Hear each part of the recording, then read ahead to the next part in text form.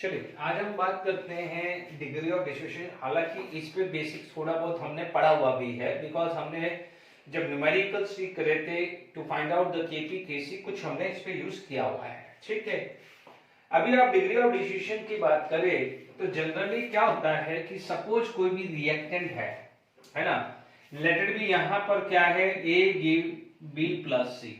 Okay, initial मोल मान लीजिए, initial मोल आपको दिया हुआ है, लेट इट बी ए है एंड 0 है, एंड इसके अंदर यहां पर रिएक्टेड मोल है, लेट इट बी एक्स है, तो ये भी एक्स प्रोड्यूस होगा, एक्स होगा, तो this is a minus x, x और एक्स हम लिखते थे। ठीक है, ये हम करते थे।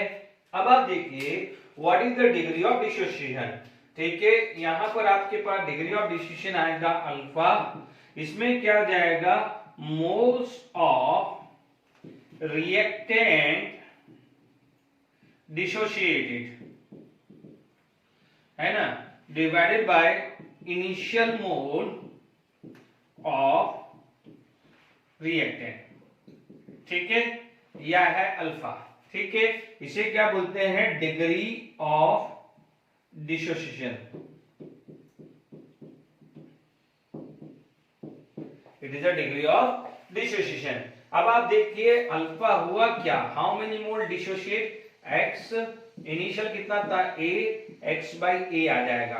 ठीक है, एक को टर्मिनोलॉजी होती है which is known as percentage of dissociation, यानी मैं यही लिख रहा हूं परसेंटेज ऑफ डिसोसिएशन। ठीक है, परसेंटेज ऑफ डिसोसिएशन को लिखते हैं जैसे ये हुआ x by a into 100, बस सिंपल है। जैसे मान लीजिए 0.2 आया तो 0.2 into 100, या 0.3 आया तो 0.3 क्या हुआ, degree of dissociation, but 0.3 into 100 यानी 30% क्या हो जाएगा, परसेंटेज ऑफ डिसोसिएशन हो जाएगा। ठीक है, तो यहां तक आपको समझ में आया है। ठीक है, मान लीजिए इन जनरल यदि आपको कोई केस बनाना है, ठीक है, मान लीजिए कोई गिवन इक्वेशंस दी हुई है, कोई इक्विलिब्रियम आपको दिया हुआ है और आपसे पूछा जाए कि what is the degree of dissociation, या आपसे पूछा जाए टोटल मोल्स एट इक्विलिब्रियम, ये भी पूछा जा सकता है।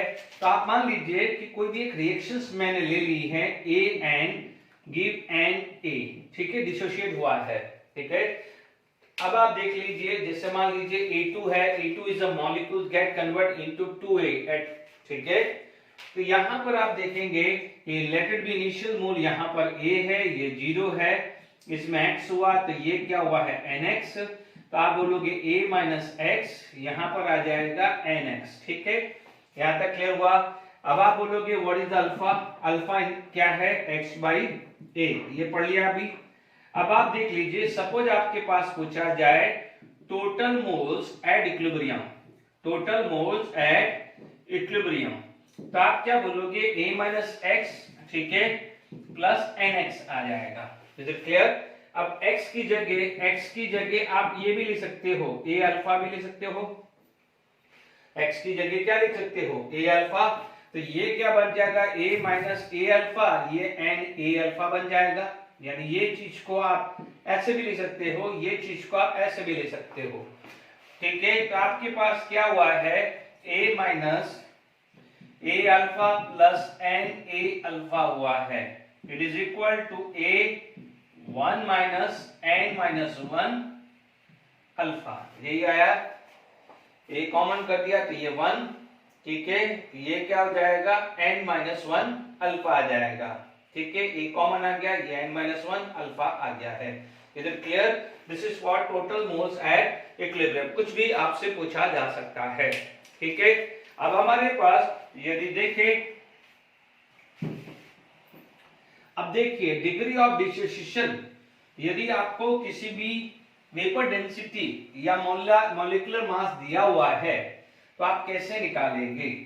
Is it clear to all of you. यहां पर आ जाएगा calculation of degree of dissociation alpha from vapour density, यानी वेपर डेंसिटी का यूज हो रहा है, वेपर डेंसिटी, और आपको पता है vapour density is equal to half of molecular mass आता है। देखिए यही एक क्वेश्चन आपने लिखा है, जैसे अभी आपने ये लिया है AN ठीक है। मान लीजिए मैंने इनिशियल मोड कुछ भी ले लिया है, जैसे मैंने ये ले लिया AX0 NX, ये कितना जाएगा NX, और ये A माइनस एक्स है, ठीक है। अब आप देखिए इनिशियल मोल था A, इसकी जगह आप 1 मोल भी ले सकते हो, तो ये 1 आएगा, तो ये x आएगा, तो ये क्या आ जाएगा NX आ जाएगा, ठीक है। या फिर आप एक काम करिए, x की जगह डायरेक्टली अपन क्या लिख सकते हैं कि A अल्फा, ये क्या आ जाएगा Na अल्फा, ठीक है। तो यहां पर भी क्या आ जाएगा A minus A alpha and A alpha, ठीक है। अब आप देख लीजिए हमारे पास क्या है, व्हाट इज द फॉर्मूला, हमने पढ़ा हुआ है आइडियल गैस के लिए Pm is equal to DRT, Pm is equal to DRT पढ़ा हुआ है, ठीक है। तो आप देखेंगे molecular mass is directly proportional to density, यहां पर आप बोलोगे मॉलिक्यूलर मास या मोलर मास है ना, directly proportional to density of gas, ठीक है। ये आपको पता है मॉलिक्यूलर मास या मोलर मास, ठीक है। मॉलिक्यूलर मास लिख दो या मोलर मास लिख दीजिए। Molar mass is equal to vapour density by 2 है, तो vapour density is also directly proportional to density, ध्यान दीजिएगा, ठीक है। अब आप देखो density, density is inversely proportional to volume, density is inversely proportional to volume है, ठीक है। बिकॉज यदि मास आपका कांस्टेंट है, keeping mass equal to constant, ठीक है। यदि मास कांस्टेंट है तो वॉल्यूम क्या है इनवर्सली प्रोपोर्शनल। रीजन क्या होगा कि इनिशियल भी मास कांस्टेंट है, और यदि यहां पर यदि इक्विलिब्रियम अटेन हुआ है तो मास ऑफ मिक्सचर हो जाएगा, it become the mass of mixture हो जाएगा, दिस रिमेन कांस्टेंट। तो अब आप समझ लीजिएगा कि density is directly proportional to volume, ठीक है। यदि मान लीजिए यहां पर हमने पढ़ा हुआ है कि जो भी वॉल्यूम का रेशियो वही होता है जो मोल का रेशियो होता है, ठीक है। तो यहां पर क्या होगा कि ये डेंसिटी जो है, जैसे वॉल्यूम है तो volume of 1 mole, volume of 1 मोल मान लीजिए 22.4 लीटर है, तो आपके पास A मोल है, तो क्या आ जाएगा 22.4 इंटू A लीटर आ जाएगा वॉल्यूम, ठीक है। अभी आपके पास कितने मोल्स आया, टोटल मोल्स अभी अपन ने निकाला है, टोटल मोल्स एट इक्विलिब्रियम, क्या निकाला था अभी थोड़ी देर पहले, A1 minus N minus 1 alpha, अभी निकाला इससे जस्ट थोड़ी देर पहले। तो अब आप देख लीजिए इसका वॉल्यूम निकालना है, volume of A1 minus N minus 1 alpha, तो ये क्या जाएगा 22.4 A1 minus N minus 1 alpha आ जाएगा। Is it clear to all of you? नहीं सॉरी, नॉट 1 माइनस, ये 1 प्लस आएगा, करेक्शन कर लीजिए, मैंने गलत लिखा है, उधर भी ऐसा है तो 1 प्लस कर दीजिएगा, सॉरी 1 प्लस कर दीजिएगा, इससे पहले भी यदि 1 माइनस लिखा है तो 1 प्लस कर दीजिए, okay. 1 plus n minus, this plus this है, तो ध्यान दीजिएगा। तो अब आप देख लीजिए कि यहां पर इनिशियली क्या होगा, जो डेंसिटी है वो क्या हो जाएगा प्रोपोर्शनल टू A इंटू 22.4, ठीक है, क्योंकि आपने इनिशियल A मोल लिया है, आप STP ले लो ना, कोई दिक्कत नहीं है, STP कंडीशन ले ली। देखिए तो मैंने यहां पर जो डेंसिटी लिखा है वो मान लीजिए थ्योरेटिकल लिख दिया, ठीक है, क्योंकि आप देखेंगे ये डेंसिटी मैंने ले लिया है, या वेपर डेंसिटी ले लीजिए, क्योंकि molar mass directly proportional to density, तो vapour density is also directly proportional to density हो जाएगा, ठीक है। तो ये दोनों रिलेशंस मैंने क्लियर कर दिया है। तो यहां पर मैंने क्या ले लिया है, वेपर डेंसिटी थ्योरेटिकली, ठीक है, वेपर डेंसिटी क्या हो जाएगा थ्योरेटिकली, इज इट क्लियर? या मिक्सचर भी आप ले सकते हो, ओके। अब आप देखो एट इक्विलिब्रियम मान लीजिए इसको मैंने DO वर्ड ले लिया, directly proportional to 22.4 A1 plus N minus 1 alpha, done, ठीक है। यहां तक क्लियर हो गया है, क्योंकि इनिशियल मोल ये था, mole at equilibrium this plus this हो गया है, क्योंकि एट इक्विलिब्रियम मिक्सचर मिल गया है। तो अब आप देखेंगे यहां पर जब भी आप रेशियो लेके चलेंगे, ठीक है, तो what is dt, this is the vapour density initially, ये क्या है वेपर डेंसिटी इनिशियली, क्या dt, ये आ जाएगा वेपर डेंसिटी एट इक्विलिब्रियम।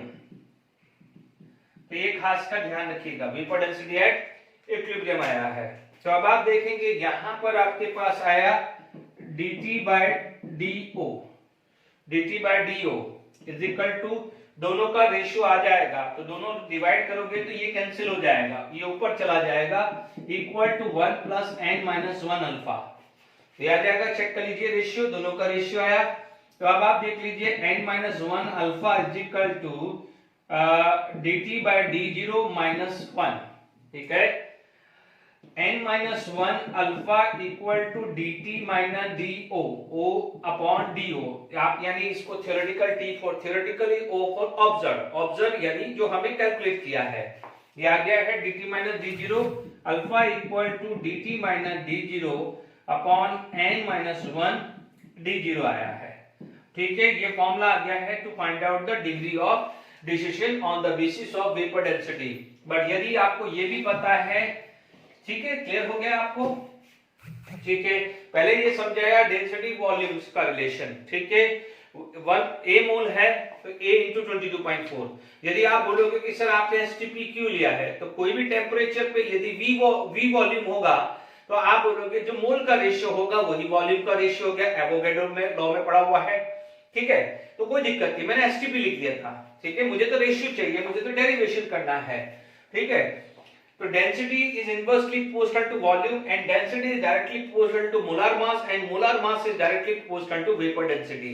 तो डायरेक्टली मैंने लिख दिया कि vapor density is inversely proportional to volume। Clear हुआ? अब आप देखो यदि यहां पर दूसरा फॉर्मूला भी बन सकता है कि alpha equal to mt minus mgo upon n minus 1 mo, ठीक है। ये हो जाएगा, बिकॉज आप देख सकते हैं ये फॉर्मूला भी आ सकता है, बिकॉज mt क्या हो जाएगा, it is dt by 2 whereas m observe equal to d observe by t। तो this is vapour density and this is molar mass of theoretically as well as molar mass observed। I hope यहां तक समझ में derivations आ गया होगा, ठीक है। अब कुछ न्यूमेरिकल्स करते हैं, ठीक है। यदि आप एक इनिशियली आपको ये दे दिया कि सपोज कोई रिएक्शंस आपको दे दी, PCl5 will give PCl3 and Cl2। Initial मोल यदि PCl5 के 5 मोल दिए और आपसे बोला कि भाई 2 मोल्स PCl5 डिसोशिएट हो गया, तो find out the degree of dissociation.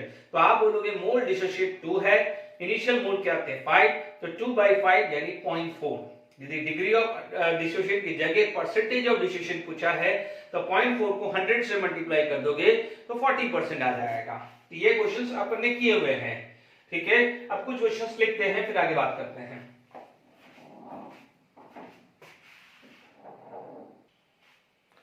चलिए फटाफट से क्वेश्चन करते हैं। Vapour density of undecomposed N2O4 is 46 when heated। Vapor density decreased to 24.5 due to dissociation to NO2। The percentage dissociation of N2O4। यदि आप इस चीज का सॉल्यूशन देखते हैं तो आपको ये चीज क्लियर हो गया है कि N2O4 डिसोशिएट हुआ है और 2NO2 बना है, ठीक है। तो हमारे पास फॉर्मूला क्या होता है, देखिए ये N है, दिस इज N, जो भी आपके पास आएगा N। और यदि मैं एक ट्रिक बताता हूं आपको, मैंने यहां पर एक चीज ट्रिक बताई थी AN इक्वल टू NA, यानी मेरे पास 1 मोल है। इन केस यदि कई बार ऐसा क्वेश्चन आ जाए, मैं ट्रिक बता रहा हूं क्योंकि आपको मैंने एक ही फॉर्मूला याद रखो, बार बार कितने याद रखोगे। सपोज मान लीजिए कई बार ये फॉर्मूला आ गया है कि 2A will give 3C plus D, तो आप क्या करिए, इसको A बना दीजिए, इसको 3/2 कर दीजिए, इसको 1/2 कर दीजिए। ध्यान दीजिएगा ये जो टोटल आएगा वो N आएगा। This total is N। Make sure N यानी total moles at product side, keeping one का कौन सा रिएक्टेंट साइड, ध्यान रखना। तो एक फॉर्मूला याद रहेगा, अदरवाइज आपको बहुत सारा मेहनत करना पड़ेगा, ठीक है। यानी उसके बाद वो भी बता दूंगा, बट ये चीज ध्यान रखो तो मेरे को आसान रहेगा। एक ही फॉर्मूला याद रखो, अलग अलग कितना याद रखोगे, बस ध्यान रखना है कि रिएक्टेंट को कैसे भी करके 1 मोल है, यदि यहाँ पर 2 मोल दिया है तो सबको डिवाइडेड बाय 2 कर दो, 3 मोल दिया है तो डिवाइडेड बाय 3 कर दीजिए, जैसे ये दिया हुआ है। और प्रोडक्ट साइड जो भी गैस का मोल है उसे n लेंगे, तो आपके पास क्या जाएगा, dt bye d0 is equal to 1 plus n minus 1 alpha. यही फॉर्मूला आता है dt by d0 is equal to 1 plus n minus 1 alpha. अब आप देखो यहाँ पर आपके पास क्या है, समझिए dt कितना दिया है 46, do 24.5। अब आप देखो 1 प्लस n कितना है, व्हाट इज n 2, तो 2 माइनस 1 अल्फा आ जाएगा। तो अल्फा की वैल्यू कितनी आ गई है 46 माइनस 24.5 अपॉन 24.5 आ जाएगा। दिस कम टू बी 22, या देखिए ये 21.5, this come to be 21.5 upon 24.5। ठीक है, लगभग 20/24 कर दूं।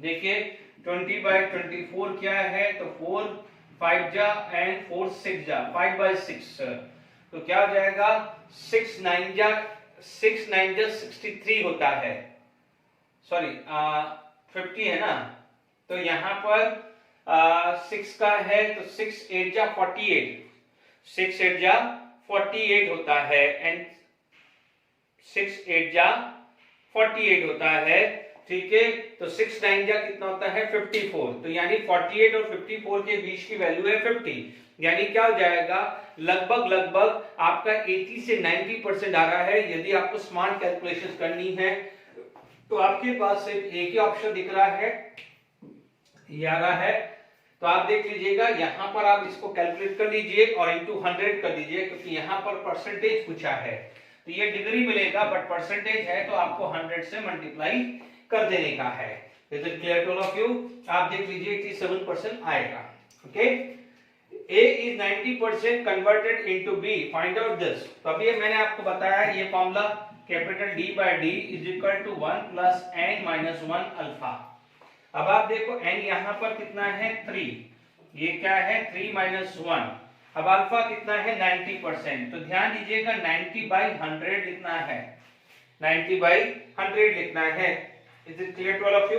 तो अब आप देख लीजिए ये वैल्यू आ गई d by d is equal to 1 plus 2 into 90/100, तो 90/100 यानी 0.9 into 2 1.8, तो 1 plus 1.8 it come to be 2.8 आएगा। Is it clear to all of you? Right answer कितना आ जाएगा 2.8, यानी d by d की वैल्यू 2.8 आ चुकी है। Is it clear to all of you? ठीक है, तो यहां तक आपको समझ में आ गया है।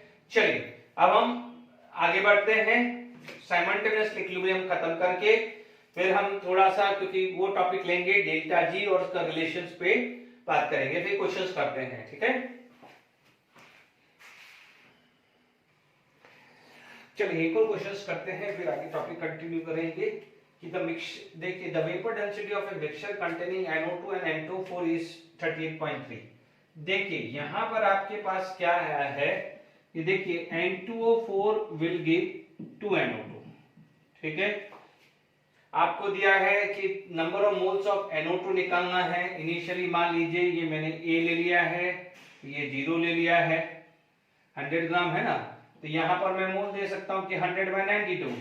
ठीक है, इधर क्या ले सकता हूं 100/92, क्योंकि वेट अपना कितना है 100, तो मोल्स कितना आ जाएगा initially 100 weight upon 92 is a molar mass। ठीक है, तो आप मान लीजिए यहाँ पर ये x हुआ है, तो ये क्या हो जाएगा 2x। ठीक है ना, इतना ही रखते हैं, आपको यही निकालना है, यही निकालना है ना। तो अभी आप देखते हैं, सबसे पहले अल्फा निकाल लेते हैं। अल्फा क्या होता है, आपको वेपर डेंसिटी एट इक्विलिब्रियम दिया है, तो आपके पास फॉर्मूला है dt/d0 is equal to 1 plus n minus 1, तो n2 है अल्फा, है ना, n2 है तो 2 माइनस 1 अल्फा डायरेक्ट लिख दिया। dt कितना है आप देखेंगे, इसका मोलार मास है, vapour density theoretically molar mass by 2 है, तो ये कितना आ जाएगा 92/2 दैट इज 46, 92/2 46 आ जाएगा। यहां पर आ जाएगा 46 हुआ, इधर आ गया है 38.3 is equal to 1 plus alpha, 1 plus क्या जाएगा अल्फा, तो अल्फा की वैल्यू कितनी आ जाएगी 46/38.3 माइनस 38.3, डायरेक्टली कर दिया मैंने। ओके, तो ये कितना आ रहा है 46 38.3। ठीक है, तो यहाँ पर आपके पास कितना आ जाएगा 46.0, 38.3, तो ये 0.7, 9, 6, 15, 7, तो ये 7.7 अपॉन 38.3 है। ठीक है, तो यदि मान लीजिए यहां से मैं लगभग 38.3 इंटू 2 लगभग 0.2 आ रहा है, तो मैं डायरेक्टली यहां पर अल्फा 0.2 ले लूं। देख लीजिए 38 टू 2 कितना आता है 76, 38 इंटू 2 76, तो लगभग, और ये क्या है 3, तो 0.2 समथिंग ले लेता हूं। ठीक है, कैलकुलेशन जल्दी होगी, अदरवाइज आप कैलकुलेटर यूज करके एग्जैक्ट वैल्यू ले लीजिए, मैंने रफली ले लिया है। ठीक है, अब अल्फा मेरे पास आ गया है, तो व्हाट इज द एक्स, है ना, या what is the alpha, alpha is equal to x upon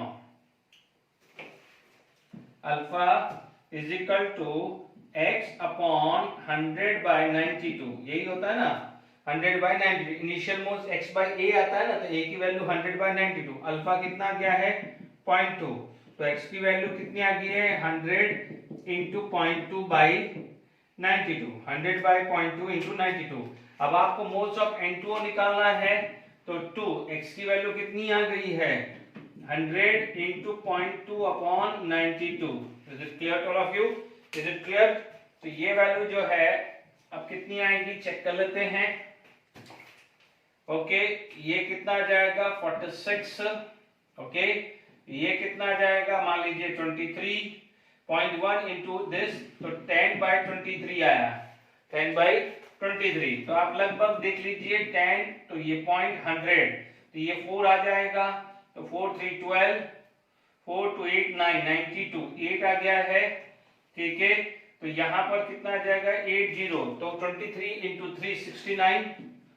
ठीक है, यहाँ पर आपके पास कितना के 11, ठीक है, एक और 0 लगा, तो 23.5, तो लगभग कितना आ जाएगा मोल्स जो है ये है 0.435 आ जाएगा, चेक कर लीजिएगा 0.435 मोल्स आ रहा है। क्लियर, चेक कर लेंगे अपन।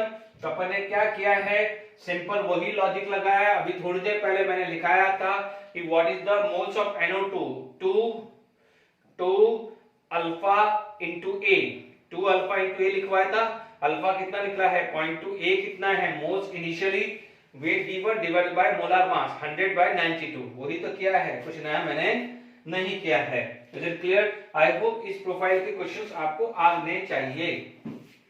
ठीक है, अब इसके बाद नो डाउट अपन ऑलरेडी थर्मोडायनामिक में पढ़ चुके हैं, फिर भी इस टॉपिक के हिसाब से एक दो क्वेश्चन जो है एनसीईआरटी के और कुछ एक्स्ट्रा क्वेश्चंस अपन डिस्कस कर लेते हैं, क्योंकि यहाँ पर हम ऑलरेडी डिस्कस कर चुके हैं। तो यहाँ पर अपन इसको थर्मोडायनामिक ऑफ इक्विलिब्रियम भी बोल सकते हैं, या आप ये टॉपिक का नाम दे सकते हैं कि रिलेशन बिटवीन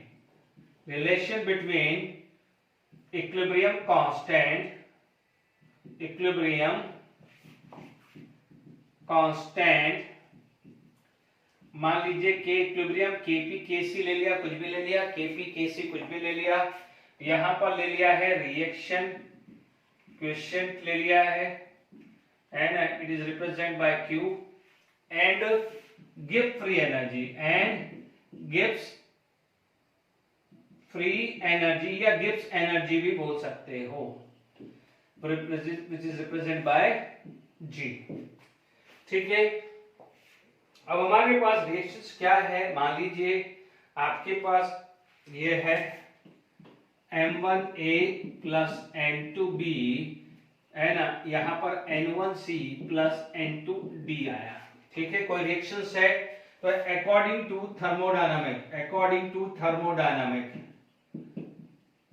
ठीक है, अपन ने क्या पढ़ा हुआ है थर्मोडायनामिक के हिसाब से कि delta G is equal to delta G standard plus RT natural log Q होता है। ठीक है, ये Q होता है, तो what is the Q, it is equal to C की पावर N1 अपॉन D की power N2 divided by A की पावर M1 एंड B की पावर N2, ये पढ़ा हुआ है Q। ठीक है, अब आप देख लीजिए Q इज वेरिएबल, अभी लास्ट लेक्चर में डिस्कस किया था, whereas K इज कांस्टेंट। ठीक है, तो आप क्या बोलोगे, यहां पर इस रिलेशनशिप की बात करें तो आपने ये पढ़ा हुआ है, ये सब पढ़ा हुआ है, at equilibrium delta G zero, तो Q जो है QC या QP जो भी है इक्वल टू KC लिख सकता हूं। ठीक है, मैं यहां पर P भी ले सकता हूं, प्रेशर भी ले सकता हूं, तो ध्यान दीजिएगा। ओके, तो आप K भी लिख सकते हो या KC KP भी लिख सकते हैं। तो यहां पर आ जाएगा 0 delta G standard plus RT natural log KC, है ना बच्चों। देखो ध्यान दीजिएगा, KC KP कुछ भी आ सकता है, तो delta G standard equal to minus RT natural log KC, या delta G standard equal to minus 2.303 RT log KC। KC भी आ सकता है या KP भी आ सकता है। ठीक है, ये पढ़ चुके हैं इसलिए थोड़ा सा मैंने रिकॉल कर दिया है। अब आप देखिए हमारे पास गिब्स हेल्महोल्ट्ज इक्वेशंस भी पढ़ा हुआ है। क्या पढ़ा हुआ है, गिब्स हेल्महोल्ट्ज इक्वेशन। ठीक है, तो आप बोलोगे according to Gibbs Helmholtz equation, Gibbs Helmholtz equations की बात करो। ठीक है, क्या पढ़ा हुआ है, स्टैंडर्ड, क्योंकि ये स्टैंडर्ड है तो मैं स्टैंडर्ड ही ले लूं। हमने पढ़ा हुआ है कि delta G standard equal to delta H standard minus T delta H standard पढ़ा हुआ है, थर्मोडायनामिक में पढ़ा हुआ है। इस टॉपिक का कई जगह ऐसा भी लिख सकता है कि थर्मोडायनामिक ऑफ इक्विलिब्रियम भी बोल सकते हैं। ओके, ये रिलेशन डाल दिया, मान लीजिए ये डालूं या ये डालूं, कोई भी डाल सकता हूं। मान लीजिए मैंने ये डाल दिया minus RT natural log KC। बच्चों KC आ सकता है, KP भी आ सकता है, ध्यान दीजिएगा, equal to delta H minus T delta H standard. ठीक है, natural log KC is equal to minus delta H by RT। ठीक है, और ये क्या हो जाएगा, माइनस माइनस प्लस, ठीक है, T delta H standard minus RT। ठीक है, ये आ जाएगा।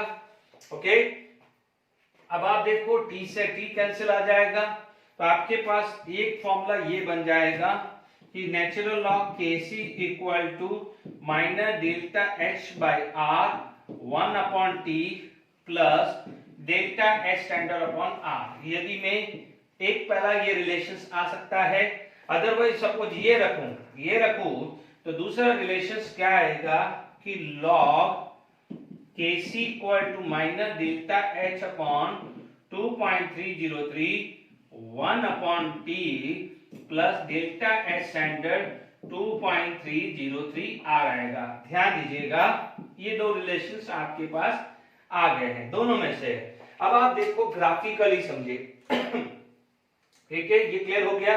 अब देखिए इसके अंदर यदि कोई ग्राफ बनाने हैं, ठीक है, यदि आपके पास दो टाइप के फॉर्मूले होते हैं।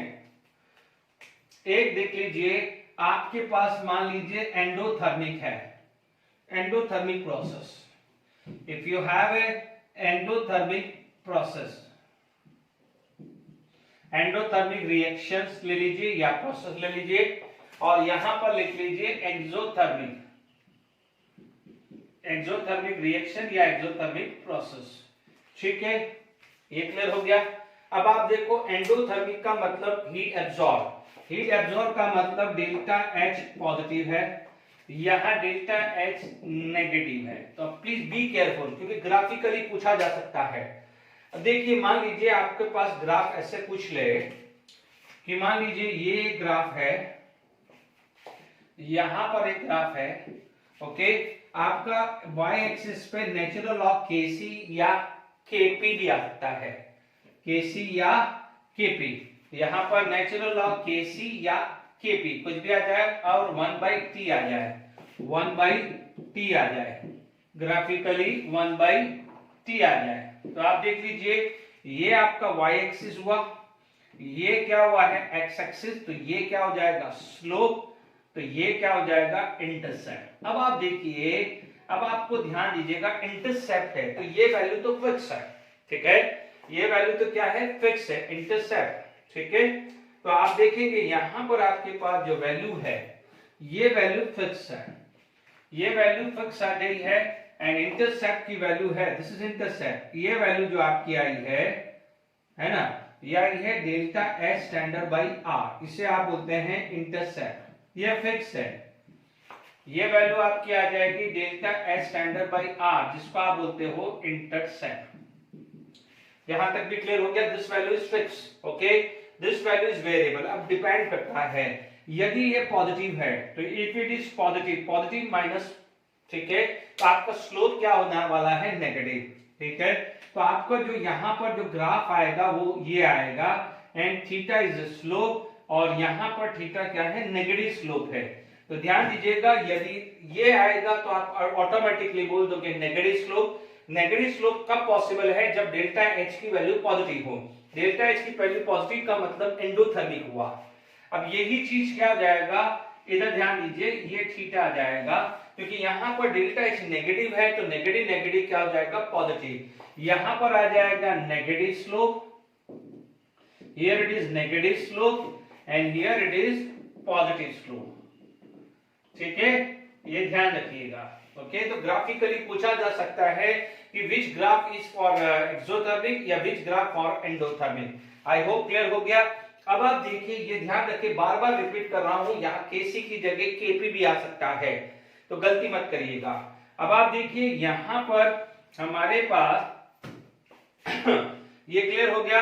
अब मान लीजिए, यदि यहां पर नेचुरल लॉग की जगह दूसरा ग्राफ बना रहा हूं, सेकंड ग्राफ है ना, ये फर्स्ट सेकंड ग्राफ है, तो यहां पर क्या आ जाएगा? लॉग केसी आया, ये लॉग केसी आया, तो यहां पर इंटरसेप्ट में आ जाएगा, ये इंटरसेप्ट में ये मल्टीप्लाई हो जाएगा, और स्लोप क्या हो जाएगा? Minus delta H upon 2.303।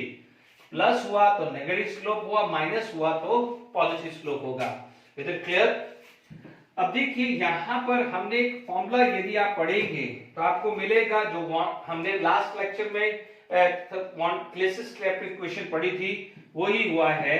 आप देखिए, log k2 by k1 equal to delta h upon 2.303r 1 upon t1 minus 1 upon t2। ये वाला रिलेशन मैंने फैक्टर ऑफ फैक्टिंग में भी बताया है, ठीक है। उसे क्लेसिस क्लैपेरॉन इक्वेशन या कई बार वांट ऑफ इक्वेशन भी बोलते हैं, ठीक है। इसको वांट ऑफ भी बोलते हैं या क्लेसिस क्लैपेरॉन इक्वेशन भी बोलते हैं, ठीक है। तो कोई दिक्कत नहीं है, अभी अपन ने ये डेरिवेशंस करा चुका हूं, ठीक है, ओके। क्योंकि हमने अर्हेनियस इक्वेशन से लिया था k that is the rate constant equal to a is the pre exponential factor या अर्हेनियस कांस्टेंट इनटू e की power minus ea by rt, where ea stand for activation energy.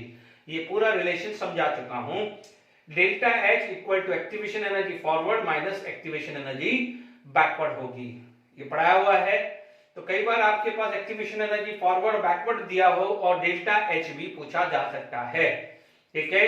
ध्यान दीजिएगा, delta H negative है तो इसका मतलब क्या है? बैकवर्ड मोड है, ठीक है, और डेल्टा एच पॉजिटिव है तो फॉरवर्ड मोड है। Is it clear to all of you? ये खासकर ध्यान दीजिएगा। यानी आप देखेंगे यहां पर लिख सकते हैं कि delta H equal to activation energy forward minus activation energy backward. यदि डेल्टा एच ग्रेटर देन 0 या डेल्टा एच लेस देन 0 होगा, ये किसके लिए होगा? एंडोथर्मिक के लिए, ठीक है। ये किसके लिए होगा? एक्सोथर्मिक के लिए, ठीक है। तो यहां पर क्या हो जाएगा? Forward is greater than backward होगा, क्वेश्चन आ सकता है, और यहां पर forward is less than backward हुआ। Is it clear? जब फॉरवर्ड है ज्यादा है, फॉरवर्ड ज्यादा है, तो आप बोलोगे this equal to this plus this हुआ, ठीक है।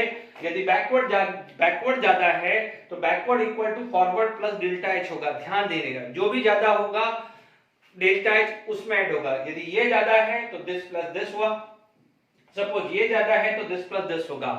ये ध्यान रखना है, उसमें साइन मत लेना। साइन लोगे तो ऑटोमेटिकली वैसे ही होगा कि मान लीजिए ये पॉजिटिव साइन है तो forward equal to this plus this हुआ। सपोज ये नेगेटिव साइन है, सपोज ये नेगेटिव साइन है, मान लीजिए एक्सोथर्मिक है, तो ये उधर चला जाएगा तो ये इधर आ जाएगा ना, तो क्या हुआ? Backward equal to forward plus delta H हुआ ना। आप क्या ले रहे हो वो ध्यान दीजिएगा। आप साइन के साथ ले रहे हो प्लस या माइनस, तो फिर फॉर्मूला यही रखो, है ना।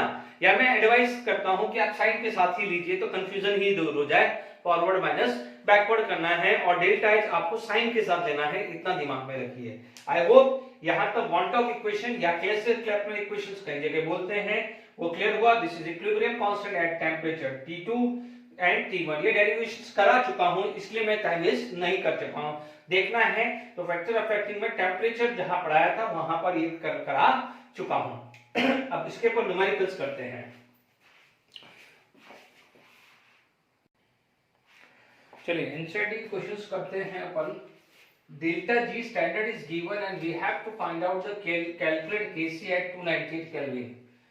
Okay, we know the formula delta G standard equal to -2.303 RT log KC ले लिया। ठीक है, डेल्टा जी स्टैंडर्ड 13.8 ओके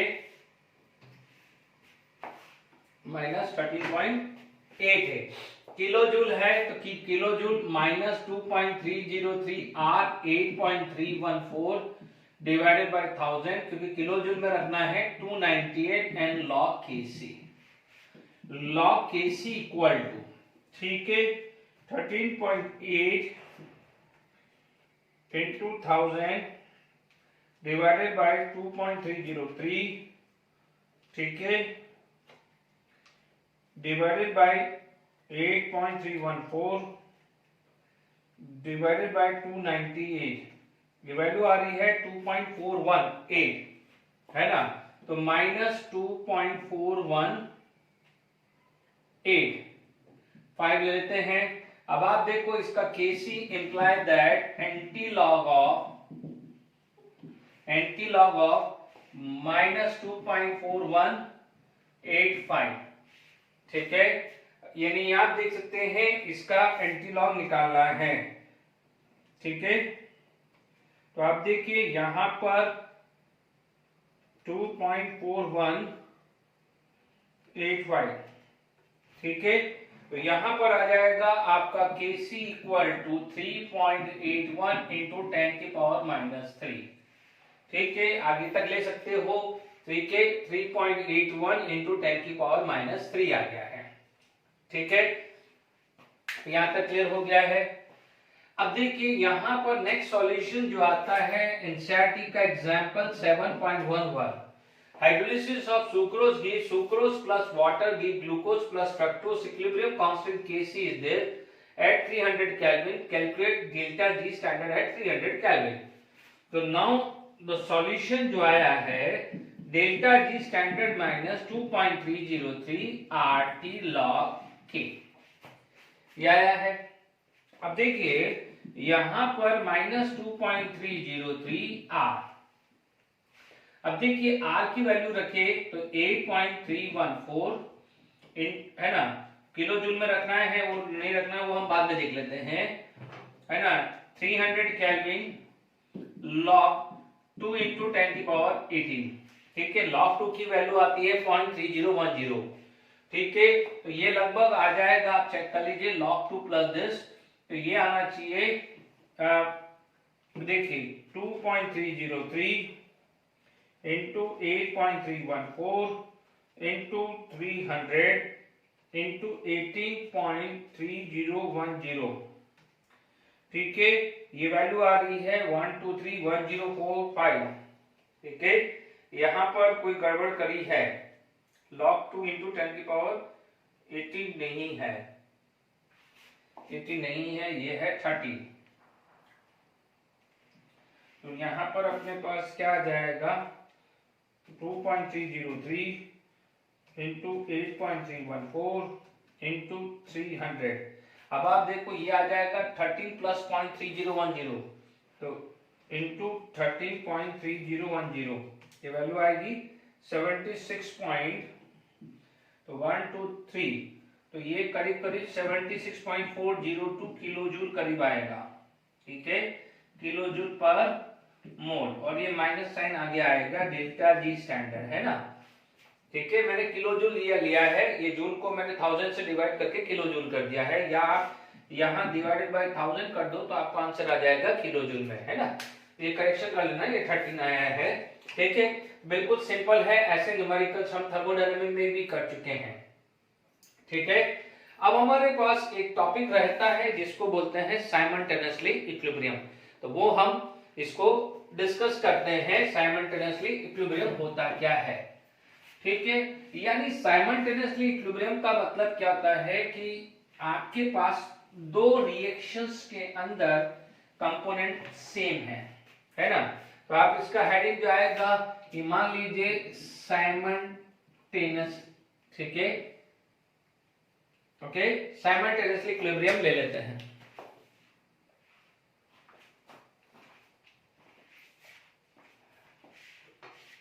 ठीक है, नेक्स्ट हो जाता है साइमल्टेनियसली इक्विलिब्रियम, है ना, साइमल्टेनियस इक्विलिब्रियम। यदि मैं इसकी बात करूं तो मान लीजिए आपके पास कोई भी रिएक्शंस है, ओके, लेट इट बी, जैसे मान लीजिए ये A है, it will give B plus C, ठीक है। मान लीजिए कोई भी कंपाउंड D है, it will give C plus E। मान लेते हैं ये दो इक्विलिब्रियम साइमल्टेनियसली, क्यों बोल रहा है, क्योंकि C दोनों में है, ओके। इनिशियली मान लीजिए इनिशियली मान लीजिए इसमें ये A 0 0 है, ये मान लीजिए B 0 0 है, ओके। ढंग से समझना, ये A माइनस एक्स से, ये x से, तो ये x प्रोड्यूस हुआ है। अब समझना यहाँ पर क्या हो जाएगा, B माइनस y, y और y। अब आप ध्यान से समझ लीजिए, यही ऑर्थोडॉक्स करते थे हम लोग, ठीक है ना। ये मान लीजिए इसमें से x चला गया, तो ये इक्विलिब्रियम की बात कर रहा हूं, x डिसोशिएट हुआ तो x प्रोड्यूस हुआ, y डिसोशिएट हुआ तो y प्रोड्यूस हुआ। बट क्योंकि दोनों अलग अलग होते तो ये सिचुएशन खत्म हो जाती, बट दोनों साइमल्टेनियसली हो रहा है, तो आप बोलोगे कि C का जो वैल्यू है, यहां से x मिल रहा है, तो यहां से क्या मिल रहा है, y मिल रहा है, यहां पर Cx मिल रहा है, और यहां पर क्या मिल रहा है, y। तो x प्लस y आया है। Is it clear, x plus y, okay, ठीक है। तो x प्लस वाई हो जाएगा,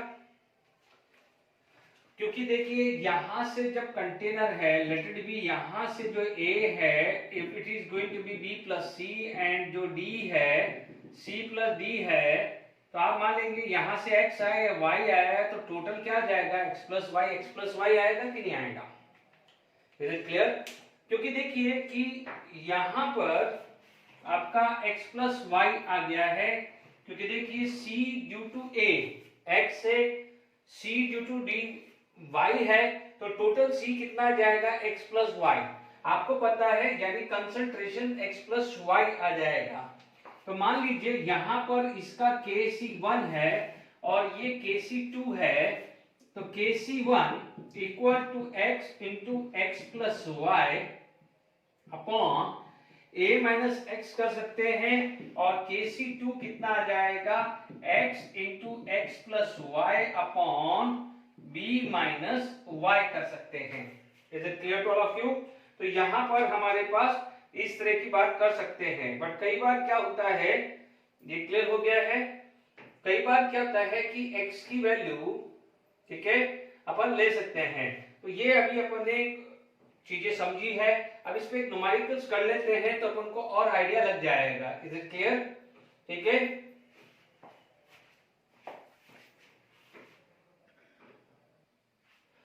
देखिए साइमल्टेनियस इक्विलिब्रियम पे किस टाइप के क्वेश्चंस बन सकते हैं और कैसे करते हैं। 2 moles of solid NH4H is taken in the 2 liter evacuated flask at 57 degrees Celsius falling to equilibrium simultaneously, है ना। 1 mole of a solid NH4H decomposed to maintain both the equilibrium, and 0.75 mole of H2 was found the equilibrium. Then find the equilibrium concentration of all species and Kc for both the reaction। बिल्कुल simple है। आपके पास सबसे पहले क्या है, 2 मोल है, ठीक है। तो ये 2 मोल है, तो मान लीजिए यहां पर ये 0 0 होगा। सबसे पहले इसकी बात करें, ठीक है, या सबसे पहले इक्वेशंस आप लिख लेते हैं। तो आप बोलोगे कि sir NH4HS give ammonia plus H2S, ठीक है। इधर आ जाएगा ammonia can give half N2 plus 3/2 H2। Is it clear. तो इनिशियली आपको दिया हुआ है ये 2, ये 0 0, अब यहां पर लिखा हुआ है 1 mole of solid NH4 at decompose, यानी 1 ये आ जाएगा 1 और ये भी 1 आएगा, तो 2/1 ये 1 बचा है ना। अब देखो अमोनिया यहाँ पर कितना प्रोड्यूस हुआ 1 मोल, तो ये 1 मोल, ये 0 0, तो ये x/2, ये 3/2 x होगा। ढंग से समझना। तो अमोनिया कितना बचा 1 - x, ये कितना हुआ x/2, ये कितना हुआ है 3/2x। ठीक है, अमोनिया कितना हो जाएगा 1 - x हो जाएगा। अमोनिया कितना हो जाएगा 1 - x। ध्यान दीजिएगा, यानी 1 प्रोड्यूस हुआ था, यानी यहाँ पर 1 प्रोड्यूस हुआ, उसमें से भी x चला गया, तो अमोनिया कितना बचेगा 1 - x ही बचेगा।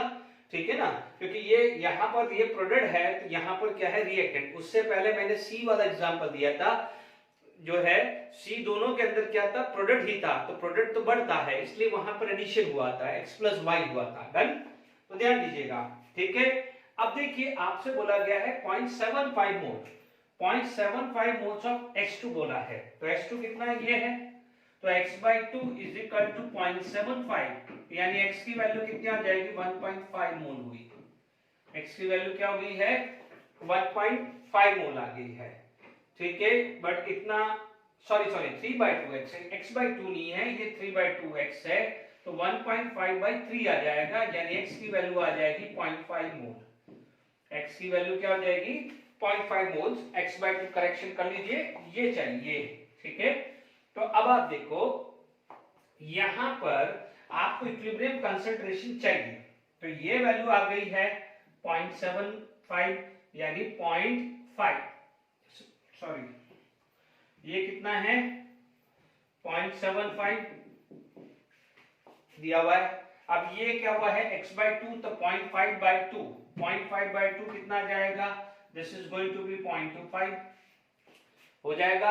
अब आप देखो x की वैल्यू 0.5 है, तो 1 - 0.5 कितना हुआ है ये 0.5, यानी x क्या हुआ है 0.5, ये 0.5/2, ये 0.5 हुआ है, ये हुआ है।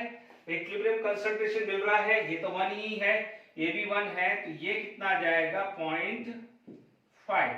तो आप क्या बोलोगे इक्विलिब्रियम कंसंट्रेशन NH4H का 1 मोल ले लिया, अमोनिया का 0.5, H2S का 1 मोल, अमोनिया का 0.5, 0.25 एंड 0.75 हो जाएगा। तो ये पार्ट क्लियर हो गया।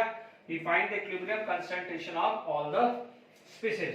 अब देखिए Kc क्या हुआ है अमोनिया इनटू H2S आएगा, क्योंकि ये सॉलिड है तो उसको तो 1 ही मानना, फिर भी ये 1 ही दिया है, तो ये 0.5 × 1 आएगा, 0.5 × 1, तो ये क्या हो गया है 0.5। This is for Kc for this reaction.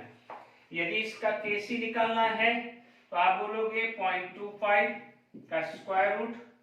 ठीक है, 0.25 का स्क्वायर रूट आ जाएगा। ओके, अब देखिए यहां पर 0.75 का 3/2 and divided by 0.5। Is it clear? तो यहां पर आपको ये बात करनी है। तो देखिए यहां पर आप देखेंगे 0.25 का स्क्वायर रूट,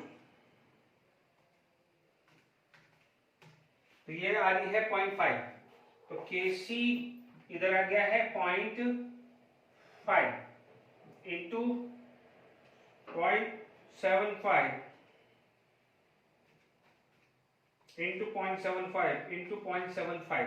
ठीक है, इसका स्क्वायर रूट निकालना है, तो ये आ रहा है 0.65 अराउंड, है ना, divided by 0.5 into 0.5 divided by 0.5, ये आ रहा है 0.65 के अराउंड ही आ रहा है। तो दिस वैल्यू समहाउ 0.65 आएगी। Is it clear to all of you? But यहाँ पर अपन ने मोल लिया है ना, वॉल्यूम यहाँ पर सॉरी अपन ने गलती कर दी है, सॉरी अपन ने गलती कर दी है, क्योंकि वॉल्यूम नहीं लिया, मैं वही सोच रहा था वॉल्यूम यहाँ 2 लीटर दिया हुआ है, तो यहाँ पर क्या हो जाएगा divided by 2 divided by 2 divided by 2, तो ये आ जाएगा 0.25 सॉरी 0.25 डिवाइड बाय 4 आएगा, ये 0.4 आ जाएगा। ठीक है, तो ये आ जाएगा 0.5 डिवाइड बाय 4 आ गया 0.125, है ना। तो अब आप देखिए यहाँ पर ये आ जाएगा 2 लीटर, ये भी 2, ये भी 2, क्योंकि अपन ने मोल निकाला था, मोल डिवाइडेड बाय वॉल्यूम तो कंसंट्रेशन आएगा। यहाँ पर क्या हो जाएगा 2, यहाँ पर 2 और डिवाइड बाय 2 आ गया है। Is it clear?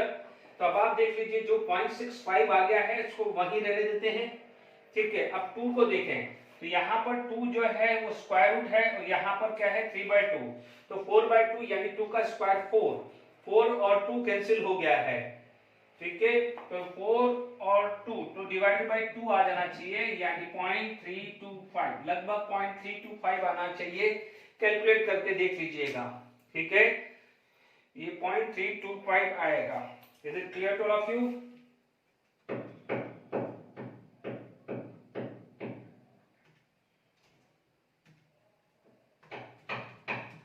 ठीक है, 0.325 आंसर आना चाहिए। अब और नेक्स्ट क्वेश्चन अपन करते हैं, ओके। चलिए एक और क्वेश्चंस करते हैं। NO3 is unstable oxide of nitrogen and it decomposes into NO gas and NO2 gas where NO2 is further dimerization. दिया हुआ है Kp1 is given, Kp2 we have to find out. A flask is initially filled with the pure N2O3 gas having pressure 2 bar and equilibrium was established. At equilibrium, partial pressure of NO was found to be 1.5 bar. Calculate the partial pressure of N2O3, NO and also Kp2. ठीक है, यदि मैं इसी questions को लेता हूं तो initial मेरे को 2 बार दिया है, तो मैं डायरेक्टली ले लेता हूं 2 माइनस x और x आता है। इनिशियली यदि ये x है तो ध्यान से समझ लीजिए ये 0 है, यदि मैं इसको y मानता हूं तो ये हो जाएगा y/2, क्योंकि 2 मोल विल गिव 1 मोल तो y विल गिव y/2, तो ये बच जाएगा x माइनस y, ये हो जाएगा y/2, ये क्या हो जाएगा y/2। तो ध्यान दीजिएगा NO2 x माइनस y होगा, ध्यान से समझ लीजिएगा, this is x minus y। अब प्रेशर ऑफ NO गैस आपको दिया है 1.5 बार, तो आपके पास ये है 1.5 बार आ गया है, यानी x की वैल्यू ये कितनी है 1.5 बार आ गया। देखिए ना, pressure of NO was found to be 1.5 bar, यानी x की वैल्यू 1.5 बार। अब आप देखो Kp1 is equal to NO2 divided by NO divided by N2O3 है, ठीक है। अब आप देखो x की वैल्यू 1.5 है, तो ये 1.5 रख दी मैंने, ये x की वैल्यू 1.5 है तो मैंने यहाँ 1.5 रख दी, यहाँ x की वैल्यू 1.5 है तो टोटल इसका पार्शियल प्रेशर कितना आ जाएगा 0.5, ठीक है। ये मैंने इसका लिखा है, ये पार्शियल प्रेशर के टर्म में लिख देना, ठीक है। तो ये आ जाएगा 1.5 माइनस 1, ठीक है, ये कितना आ जाएगा 0.5, दिस इज 0.5 आया, ठीक है। अब आप देखेंगे इधर किधर गया Kp1 2.5, सॉरी, देखिए 0.5 से ये आ गया है 0.3, ये सॉरी नॉट 0.3, तो 2.5/3, तो आप देखेंगे 2.5/3 ये वैल्यू आ रही है 0.833, ये आ रही है 0.833 is equal to 1.5 minus y, तो y की वैल्यू कितनी आ गई है, ये आ गई है 0.66 बार या 0.67 भी ले सकते हैं, तो y की वैल्यू आ गई है 0.66 बार या 67 भी ले सकते हैं, ठीक है। तो मान लीजिए मैंने 0 क्योंकि 0.66 है तो मैंने 0.67 ले लिया, ठीक है। तो आपका क्या हो जाएगा 1.5 माइनस 0.67, ये वैल्यू आ रही है 0.83, ये 0.83 बार, ये 1.8 बार और ये 0.5 बार। तो N2O3 पूछा तो 0.5 बार है, NO2 पूछा तो 0.83 बार आया और ये 1.5 बार है ना, 1.55 बार दिया हुआ है, ठीक है। अब हमारे पास ये आ गया कितना N2O3, ये 0.5 बार, ठीक है। NO2 कितना दिया है 0.83 बार दिया है। अब लास्ट में निकाल देते हैं Kp2, क्या निकाल देते हैं Kp2, ठीक है। Kp2 निकालना है तो देखिए Kp2 कितना गया है, this is partial pressure of N2O4 divided by partial pressure of NO2 का स्क्वायर आ गया है। अब आप देखो ये y/2 है, तो y की वैल्यू कितनी है, ये 0.67, तो 0.67/2 लिख दूं फटाफट से, या यहां लिख दो 0.67/2, तो 0.3 और 35 है ना, तो ये डायरेक्टली लिख दो, है ना, KP2 0.335, ये कितना है, x माइनस वाई 0.83 बार, 0.83 का स्क्वायर होगा, चेक कर लीजिए, दिस अपॉन दिस का स्क्वायर, क्योंकि x माइनस वाई, x की वैल्यू कितनी है 1.5, y की वैल्यू कितनी है ये 0.67, इज इट क्लियर? तो आप देख लीजिए 0.335 डिवाइडेड बाय 0.83, ये वैल्यू आ रही है 0.486, ये वैल्यू आ रही है Kp2 इज इक्वल टू 0.486, ठीक है, बार इनवर्स आएगा, बार इनवर्स आ जाएगा, इज इट क्लियर? क्योंकि ये बार स्क्वायर आ गया, ठीक है। तो आई होप आज हमने साइमल्टेनियसली इक्विलिब्रियम कांस्टेंट, ठीक है, relation between Gibbs free energy और कुछ ग्राफिकल क्वेश्चंस किए हैं। नेक्स्ट लेक्चर के अंदर कुछ और क्वेश्चंस अपन डिस्कस करेंगे, प्रीवियस ईयर के क्वेश्चंस करेंगे, ठीक है। Till then enjoy, thank you very much.